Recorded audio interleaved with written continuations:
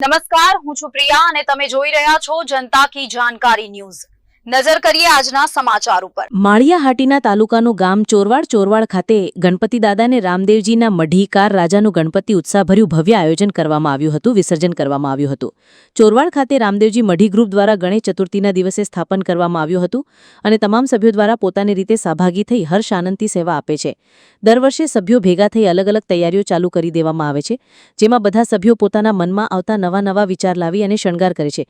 ગણપતિ બાપાના સ્થાપનથી લઈને રોજે રોજની આરતીનો કાર્યક્રમ ગોઠવવામાં આવે છે, જેમાં ગણપતિ બાપાની સેવા, પૂજા અર્ચના, સમૂહ આરતી વગેરે આયોજન, રોજ અલગ અલગ પ્રકારનો પ્રસાદ ભોગ, ગણપતિ બાપાને રોજ અલગ અલગ પ્રવૃત્તિનું આયોજન કરવામાં આવે છે, જેમાં ગણપતિ બાપાના પંડાલમાં ગરબા, ભજન જેવી પ્રવૃત્તિ આયોજન આવે છે અને આ કાર્યક્રમ ઉત્સાહથી ઉજવવામાં આવે છે। અને ગણપતિ દાદાને 5 દિવસે ગણપતિ દાદાનું વિસર્જન કરવામાં આવ્યું હતું, જેમાં ડીજેના તાલે વાજતે ગાજતે જેમાં મોટી સંખ્યામાં સભ્યો તથા ભક્તોએ લાભ લીધો હતો અને ભક્તજનોમાં અને રામદેવજી મઢી ગ્રુપની આંખો ભીની થઈ ગઈ હતી અને ગણપતિ બાપા અગલે બરસ જલ્દી આના સાથે ગુંજી ઉઠ્યો હતો।